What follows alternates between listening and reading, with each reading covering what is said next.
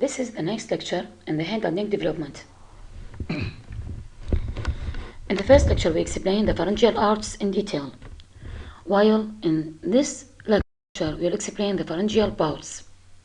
As you remember, we mentioned that head and neck development will include the development of the pharyngeal arches, pharyngeal pouches, and pharyngeal clefts. All these three will be termed as pharyngeal apparatus. The pharyngeal pouch in this picture is marked by the red line on the inner side of the primitive pharynx. On the outer side, that's in blue in color, the external elevation, it is the pharyngeal arch, where the red line on the inner wall of the primitive pharynx is the pharyngeal pouch. Between the pharyngeal arches on the outer side is the pharyngeal clefts or pharyngeal grooves. Now we'll explain the pharyngeal pouches in this lecture. The pharyngeal pouches are pockets on either side of the pharyngeal wall internally. بالجزء الداخلي للpharyngeal wall. The human embryo has 5 pairs of the pharyngeal pouches.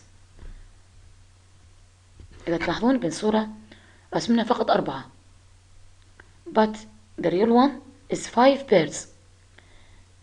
Why only 4? Because the last one of these is atypical and is often considered as part of the 4th. Each one of these pouches will be responsible for development of special structure. The first pharyngeal pouch will form a stalk-like diverticulum, which comes in contact with the future external auditory meatus.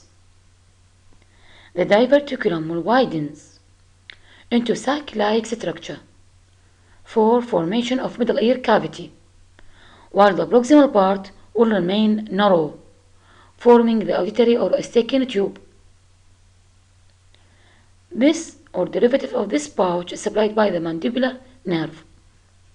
بالنتيجة first pharyngeal pouch راح يكون لي الميدل ear cavity والأوستاكين tube، شكله stalk like مثل العصا، stalk like diverticulum. الجزء الخارجي من عنده راح يكون widened عريض حتى يكون لي الميدل ear cavity، بينما الجزء القريب من عنده الداخلي من عنده راح يكون remain narrow حتى يكون لي الأوستاكين tube، قناة أوستاكي. إذا انتبهون للصورة الموجودة بالسلايد، الجزء اللي باللون الأصفر الموضوع عليه رقم 1. إذا انتبهون الشكل الأولي A و B. الشكل الأولي هو earlier stage in development while B is later stage in development. In picture A, we find that the structure of the first pharyngeal pouch are become near or close to the pharyngeal cleft or external auditory meatus, first pharyngeal cleft. But in stage 2 it become in contact.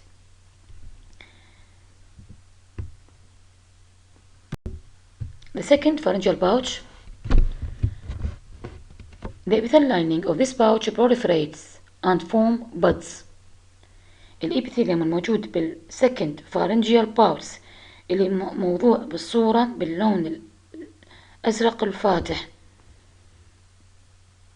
رقم 2 the epithelial lining will proliferate and form buds، راح تكون مثل البرائم. The buds are secondarily invaded by mesodermal tissue، راح يصير بيه mesodermal tissue forming the primordium of the palatine tonsil. During the 3rd and 5th month, the tonsil is infiltrated by lymphatic tissue and the nerve supply is the facial nerve. So, the second pharyngeal pouch is responsible of the development of palatine tonsil. The third pharyngeal pouch, in the 5th week, the epithelium of the third pouch differentiate into inferior parathyroid gland and the thymus. The thymus then migrates, pulling the inferior parathyroid gland with it.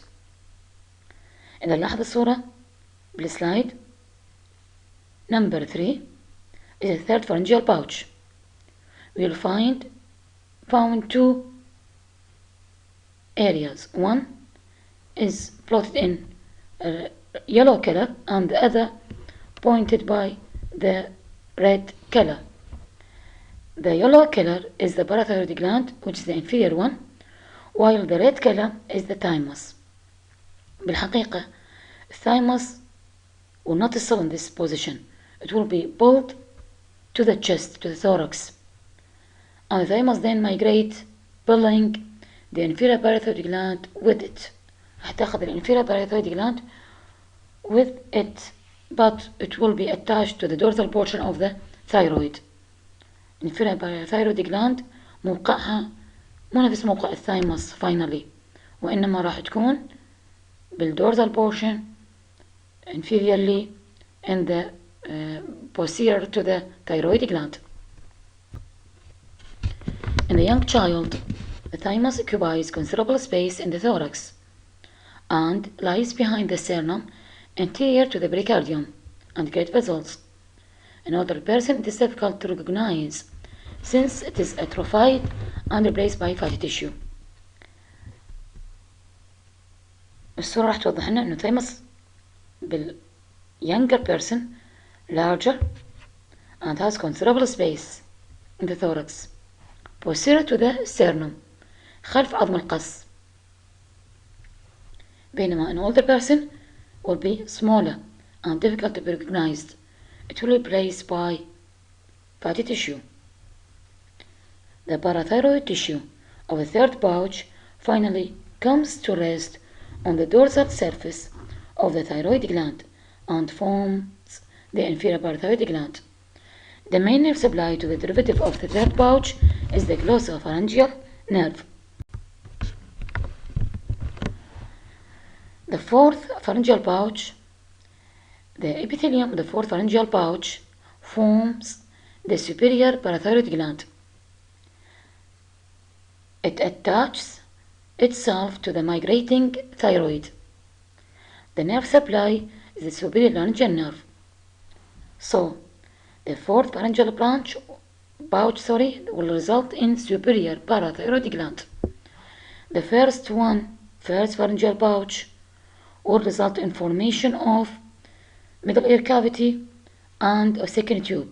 Second pharyngeal pouch will result in formation of palatine tonsil. Third pharyngeal pouch will result in formation of thymus and inferior parathyroid gland, while the fourth pharyngeal pouch will result in formation of superior parathyroid gland. The fifth pharyngeal pouch, which is the last to develop and usually considered as part of the fourth pouch, will give rise to cells of ultimobranchial body that give rise to the C cells of the thyroid gland.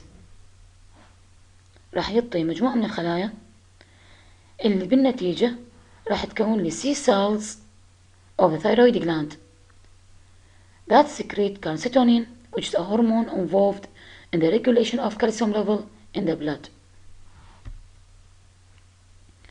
راح تكون نهاية محاضرتنا. إن شاء الله تكون موضوع كلش سهل وقصير، وأتمنى لكم كل التوفيق. الأسئلة إن شاء الله مستعدين لاستقبالها على الكلاس روم. بالتوفيق.